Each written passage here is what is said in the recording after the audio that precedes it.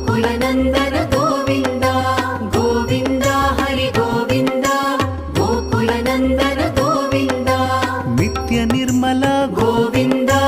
मिलमेघ श्याम गोविन्द पुराण पुरुष गोविन्द